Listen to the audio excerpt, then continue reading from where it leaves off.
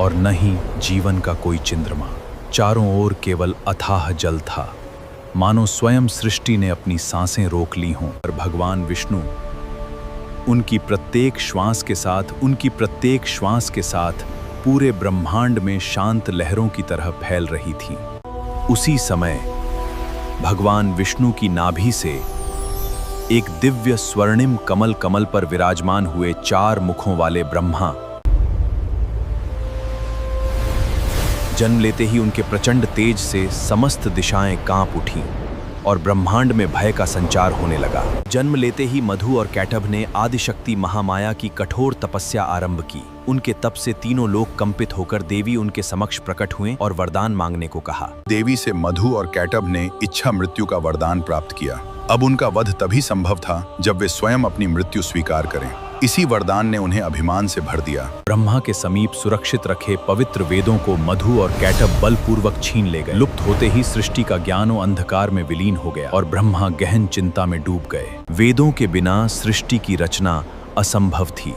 तब ब्रह्मा ने आदिशक्ति महामाया का स्मरण किया और संपूर्ण श्रद्धा से उनकी उसी क्षण भगवान विष्णु ने नेत्र खोले। ब्रह्मांड उनके तेज से आलोकित हो उठा। भगवान श्री हरि ने मधु और कैटभ को धर्म युद्ध के लिए ललकारा। दोनों असुर अपने वरदान के अभिमान में गर्जना करने लगे और क्षीर सागर रणभूमि में परिवर्तित हो गया। भगवान श्री हरि और मधु कैटभ का प्रथम प्रहार इतना प्रचंड था कि क्षीर सागर की लहरें भैरें विकराल हो उठीं। ये सीन युद्ध की शुरुआत दिखाता है। युद्ध निरंतर प्रचंड होता गया। भगवान श्री हरि का प्रत्येक प्रहार पर्वत के समान था। फिर भी मधु और कैटभ अपने वरदान के बल पर बार बार उठ खड़े होते रहे। युद्ध की प्रचंडता ऐसी थी कि क्षीर सागर की लहरें आकाश को स्पर्श करने लगी। इस महायुद्ध को निहारते रहे और ब्रह्मा मन ही मन भगवान श्री हरि की विजय के लिए प्रार्थना करने लगे। असंख्य प्रहार सहने के पश्चात भी मधु निर्भय होकर अट्टहास करने लगे, किंतु भगवान भाव से अवसर की प्रतीक्षा कर रहे थे। तभी भगवान श्री हरि ने जान लिया कि इन असुरों का अंत केवल बल से नहीं होगा।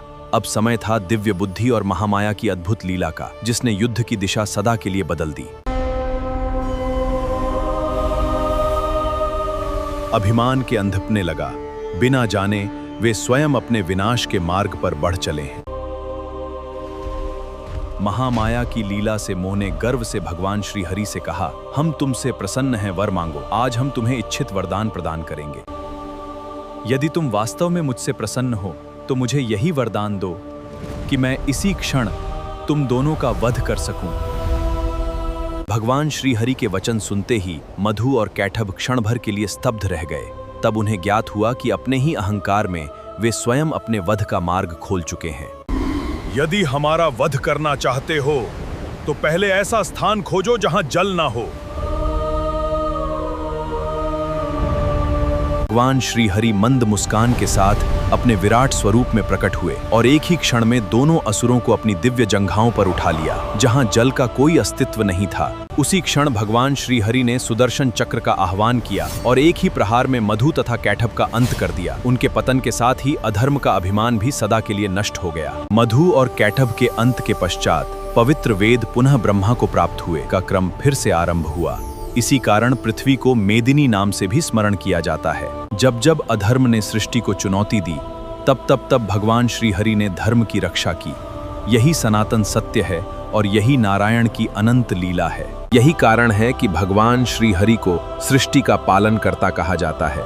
उनकी दिव्य लीला अनादि है और धर्म की विजय सदा सनातन सत्य रहेगी। सनातन धर्म के ऐसे अनगिनत रहस्य आज भी हमारे शास्त्रों में छिपे हैं। अगली कथा में हम एक और दिव्य रहस्य का द्वार खोलेंगे। यदि आपको यह दिव्य कथा प्रेरणादायक लगी तो इसे अपने प्रियजनों तक अवश्य पहुंचाएं और सनातन धर्म के ऐसे ही अद्भुत रहस्यों के साथ हम फिर मिलेंगे। हरि ओम।